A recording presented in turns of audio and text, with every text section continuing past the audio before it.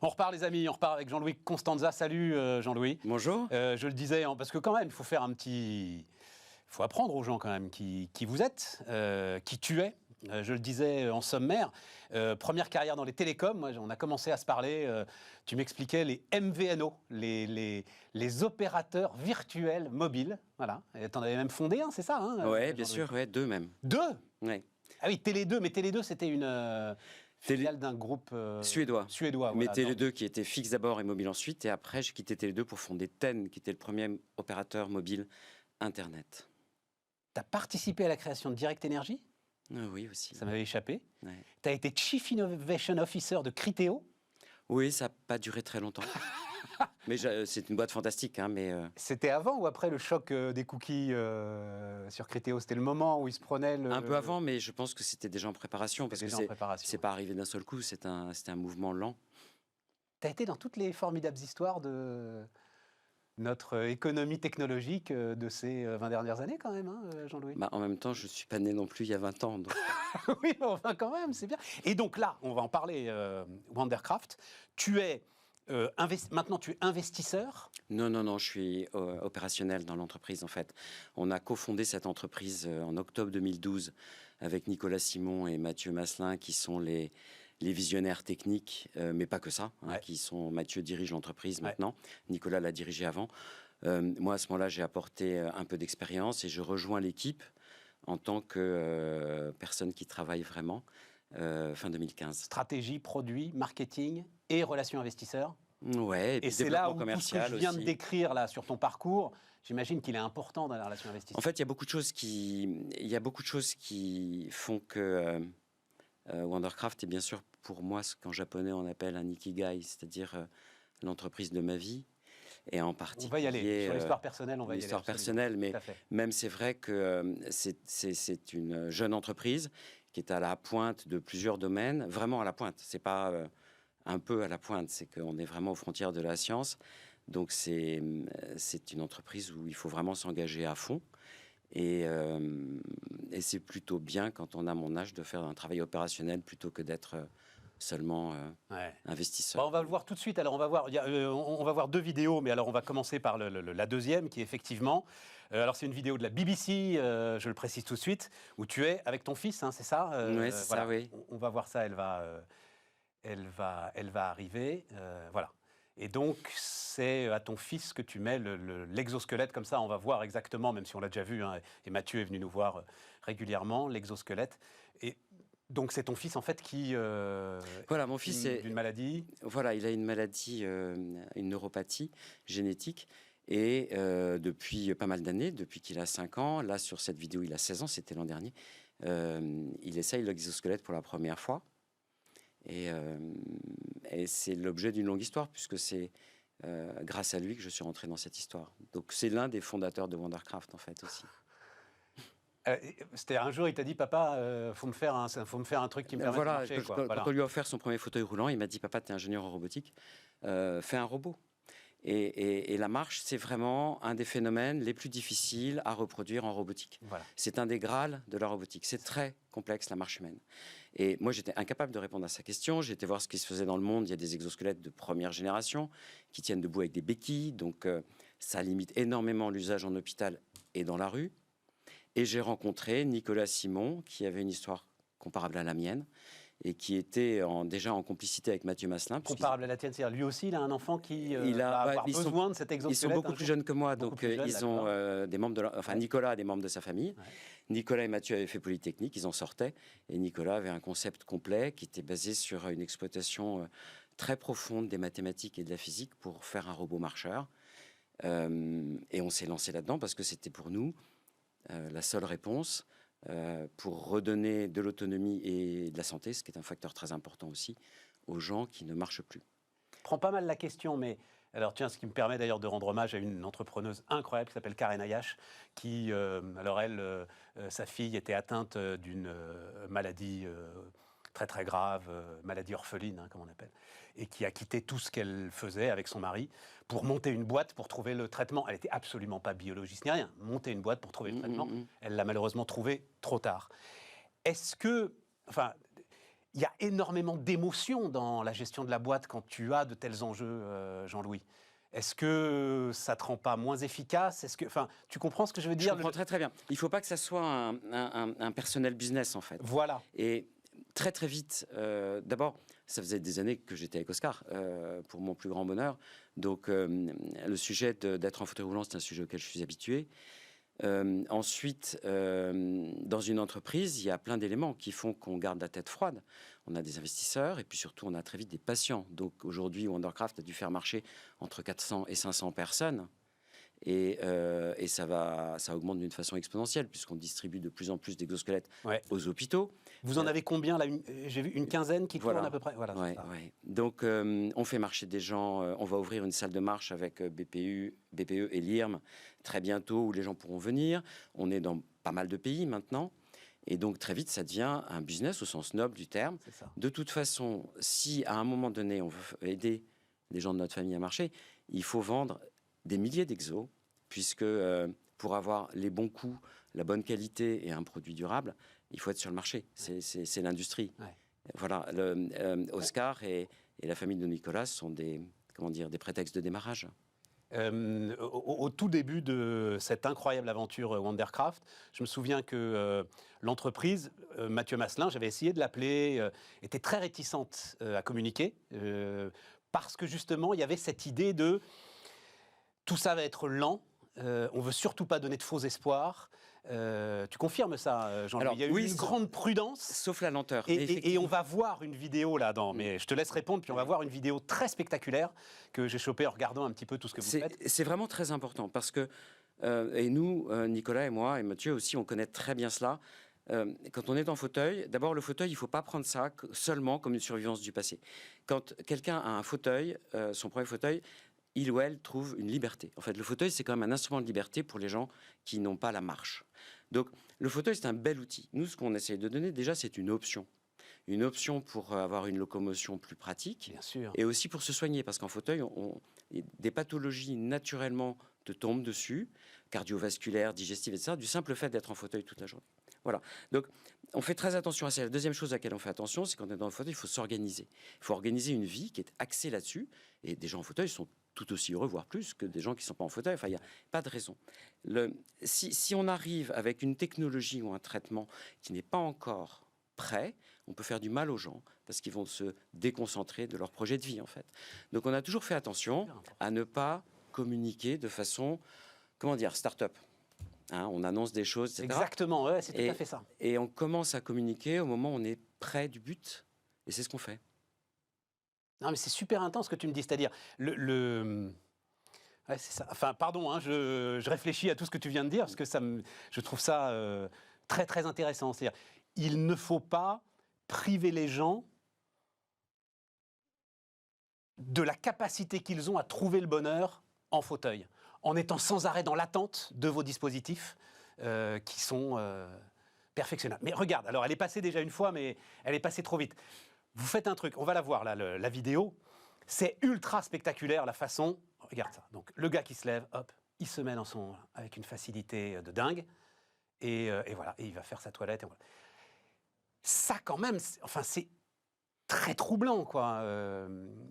Oui, c'est-à-dire que là, on comprend le gars, là, et ça y est, il va aller prendre le métro, il va aller... C'est très spectaculaire, quand même. La science et la technologie sont là. En fait, il faut bien voir qu'il y a 20 ans, la science n'existait pas pour faire ça. Les maths et la physique sont récentes pour arriver à faire marcher vraiment un robot. Le robot, l'exosquelette qui est sur la vidéo, c'est notre modèle de rééducation.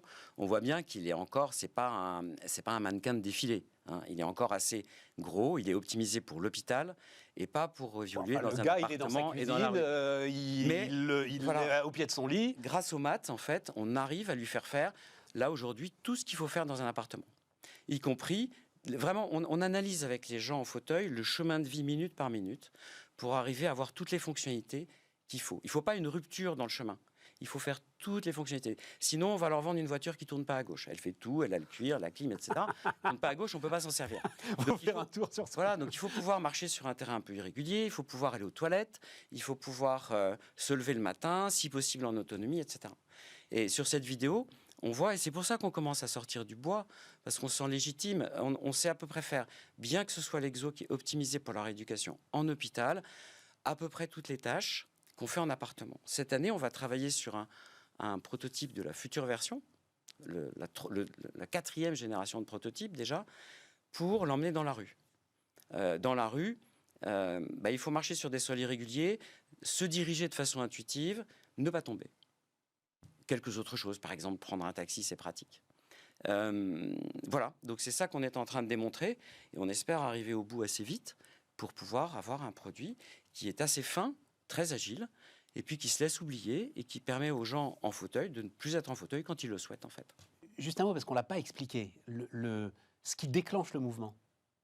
Alors, en fait, on voit sur la vidéo, on utilise les mouvements du haut du corps. Et quand la personne ne peut pas bouger le haut du corps, on peut même mettre un capteur sur une casquette pour qu'elle exprime son intention. Voilà, donc, je me penche un peu en avant, je me mets en marche. Je suis assis, je veux me lever, je me penche un peu en avant. Et si je tourne les épaules, je vais tourner. En gros, c'est ça. Et puis après, il faut changer de mode parce que donc il y a 3-4 modes. Il faut que ça reste simple. Donc, quand je suis assis, si je veux me lever, je passe en mode je veux me lever. Et quand je suis debout et que je veux marcher, je passe en mode je veux marcher. On peut le faire avec une télécommande, avec un écran ou à la voix. Et oui, c'est ça, parce que non, mais alors avec une télécommande, mais l'idée fondamentalement, c'est vraiment de reconstituer une marche naturelle. Et que, alors je ne sais pas comment tu l'appelles d'ailleurs, le patient, le malade, le client, j'espère qu'un jour tu pourras l'appeler le client, ne ressentent rien de différent que ce que nous, valides, on peut ressentir en marchant. C'est ça l'idée, hein, Jean-Louis, c'est ça la recherche en fait. Oui, bien sûr. Alors, la personne va ressentir des choses différentes parce qu'elle a une forme de pathologie. Mais il faut qu'il ou elle puisse avoir une locomotion complète. Donc, c'est pas seulement marcher, hein, c'est marcher de façon fluide, avoir des transitions entre le moment où on tourne et le moment où on remarche qui soient fluides. Et encore une fois, résister à la chute, c'est vraiment important. Il ne faut pas tomber. Alors, financement de l'ensemble de cette opération. Donc, comme tu dis, on ne fait pas de communication start-up. Là, vous avez annoncé une levée de fonds de 40 millions d'euros. On se lève à peine maintenant, c'est le cas de le dire. On se lève à peine pour 40 millions d'euros aujourd'hui. Est-ce que... alors là aussi, j'ai une autre référence, c'est Bertin Naoum, que tu connais forcément, MedTech à Montpellier. Lui fait des robots chirurgicaux de très haute précision, notamment pour son premier qui s'appelait Rosa pour la chirurgie du cerveau. Et à un moment, il s'est retrouvé face à une impasse de financement. Et à un moment, il a dû vendre son entreprise, alors à une grande boîte qui la développe très très bien. Comment est-ce que tu vois justement, avec ton expérience, la progression et le financement de Wondercraft? Alors, il y a une grande différence entre Wondercraft et beaucoup de boîtes de MedTech, dont MedTech, de Bertin. C'est que l'histoire de Wondercraft commence par la distribution d'exosquelettes de rééducation aux hôpitaux. C'est un business vraiment important, d'abord parce que ça nous permet de vendre des choses, donc de montrer qu'il y a des gens qui sont prêts à payer pour notre technologie, qui sont des agences de santé, des fondations d'hôpital, etc. Mais en fait, le plan de Wondercraft, c'est de vendre aux gens en mode remboursé par des systèmes de santé publics ou privés. Il y a déjà pas mal de pays qui ont ouvert des remboursements potentiels pour les exosquelettes, dont l'Allemagne et les États-Unis, ce qui est en gros la moitié du marché mondial, les deux ensemble. Je pense que la France n'est pas très loin, mais aux gens. Et les gens, ce n'est pas des milliers d'hôpitaux, ce sont des millions de personnes. Donc, oui, mais c'est là où il y a un sujet justement de monter à l'échelle, d'industrialisation. Oui, c'est là qu'est le sujet en fait. Oui, mais exactement. Ça, c'est un moyen, c'est pas une fin. Les gens sont une fin. Oui, non, mais on est d'accord. Et là où il faut trouver le moyen. Beaucoup de MedTech ne vendent qu'aux hôpitaux. Donc avec des milliers de clients potentiels, nous on en a des millions. Donc le potentiel de Wondercraft est vraiment élevé. Surtout que ce qui nous caractérise, c'est qu'on a une avance importante sur le reste de l'industrie. Technologique, mais aussi dans les usages, puisqu'on fait des choses, comme on l'a vu sur la vidéo, qui ne se font pas ailleurs. Donc oui, il y aura besoin d'investissement et de soutien pour industrialiser et aller chercher tous ces marchés internationaux. Mais notre premier plan, qui est de servir les hôpitaux, nous permet déjà d'être aux États-Unis. Là, on sort d'un salon aux États-Unis où on a eu vraiment un énorme succès parce que la plupart des médecins ne connaissaient pas encore notre solution. En France, notre développement est rapide, dans certains pays européens aussi. Donc, encore une fois, sur notre chemin, il y a des enjeux, mais ce ne sont pas vraiment des défis à la hauteur de ce qu'on résout par ailleurs sur le plan technique ou dans la relation, l'interface avec le patient, qui sont là vraiment des percées technologiques. Et des milliards disponibles ne changeraient rien, en fait, aux défis que vous avez devant vous. C'est ça que tu nous expliques. Oui, c'est très juste. À ce stade, en fait, tu sais mieux que personne que c'est un vieux dicton, hein, 9 femmes enceintes ne font pas un enfant en un mois. Donc, je connaissais pas. Sérieusement, on a une soixantaine d'ingénieurs et filles et garçons, on est très équilibrés d'ailleurs, en développement. Et si on en mettait 600, on n'irait pas du tout 10 fois plus vite. Voilà, c'est ça. À ce stade, notre dernière levée de fonds nous permet de monter en régime pour finir l'exo-personnel. Après, il y a une phase d'industrialisation qui, honnêtement, en France, n'est pas facile parce que l'écosystème français dans ces technologies-là, on peut dire qu'il s'est évanoui dans les 30 dernières années, comme tu le sais. Donc, c'est pas facile de trouver des gens compétents. Il va falloir recréer des choses ou aller à l'étranger, ce qui n'est pas notre objectif principal. Et puis, voilà, faire un développement commercial comme toutes les boîtes qui ont réussi. Ce serait plus simple en Allemagne. Pas forcément. Ce serait plus simple en Asie, ça évidemment, mais ce serait plus simple. On est au centre de Paris, ça serait plus simple dans la banlieue parisienne, pour être honnête. La distance entre les sites d'une entreprise, c'est un facteur critique. Et la distance au début d'une carrière, d'un produit, entre le site de production et la recherche et développement, si ça peut se compter en centaines de mètres, c'est quand même beaucoup mieux. D'accord, c'est encore ça le sujet aujourd'hui oui, pour bien toi. sûr, bien sûr. Plan de relance qui, là, arrive, monte en puissance, etc. Est-ce que ça peut t'intéresser? Comment est-ce que tu regardes?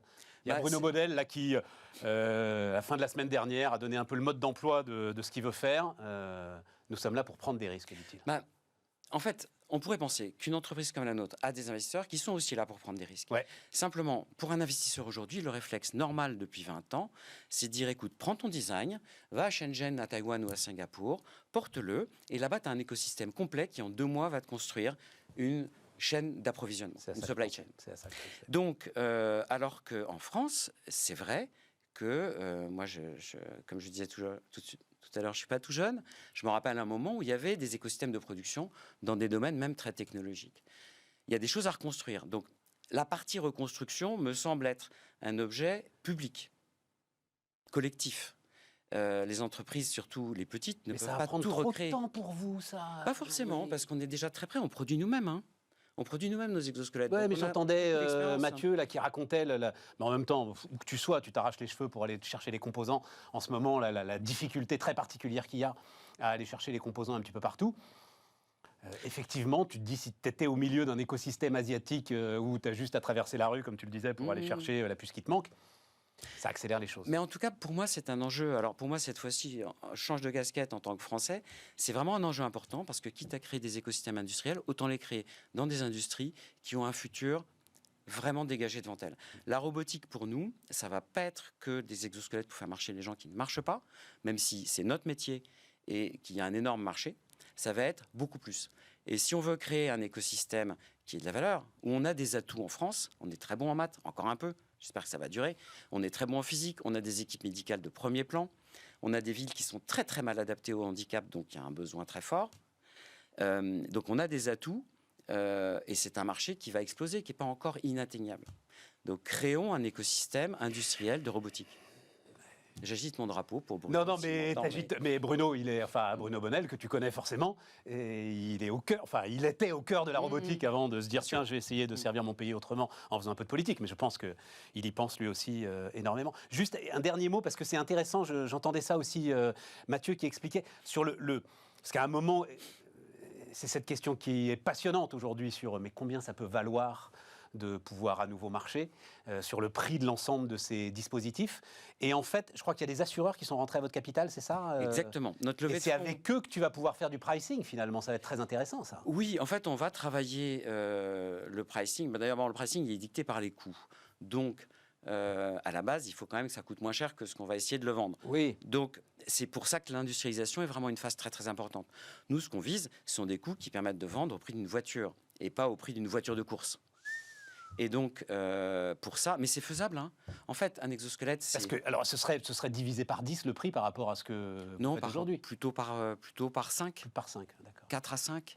Ce qui n'est pas du tout idiot en industrialisant un produit, en passant de les produire de 10 par 10 à 1000 par 1000. Absolument. C'est l'ordre de grandeur auquel on s'attend. Donc, c'est faisable.